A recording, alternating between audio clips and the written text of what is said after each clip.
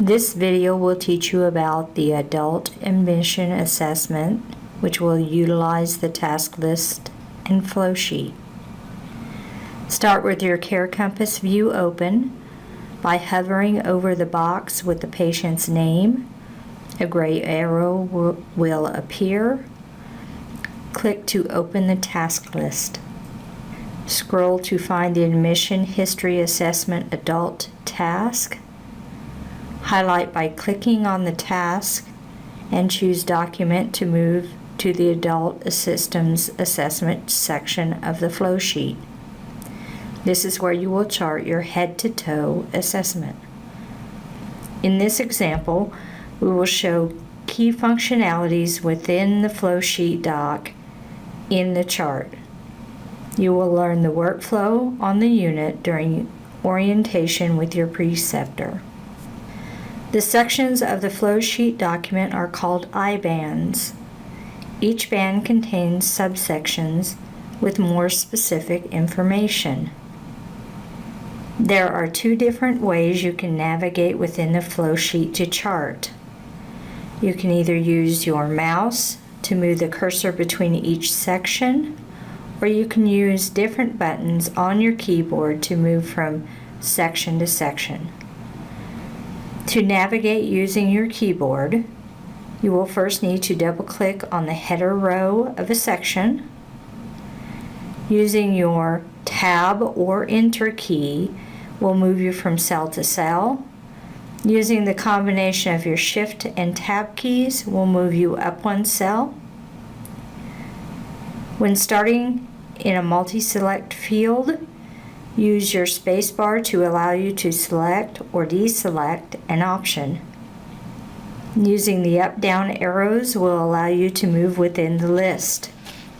Choose the subsections appropriate for each patient by clicking, which will move you directly to that section of the flow sheet. Document pertinent information in each cell using the fast charting method or by double-clicking in that cell. When choosing the adult system assessment, the list contains all the systems in your head to toe. You can move from one system to another, and a check mark will appear when that system is complete. When charting in cells where there is a diamond with a down arrow, more information may be needed, depending on the answers given. This is called conditional logic. This allows you to explain your answer. For example, in the pain subsection, when you choose a pain scale, more information is needed to clarify. There are multi-select fields within a cell. When clicking on a cell such as abdomen tender, a box of choices opens. Note the square check boxes. Click in the boxes to check all the appropriate choices. The button that looks like candlesticks is the Insert Date and Time button, which allows you to insert and change the date and time of a column. The button just below the Insert Date and Time that looks like a spreadsheet is the Customize button. This button allows you to add items to customize the flow sheet by clicking. A list opens. Here you can scroll to add more information to the segments of the flow sheet.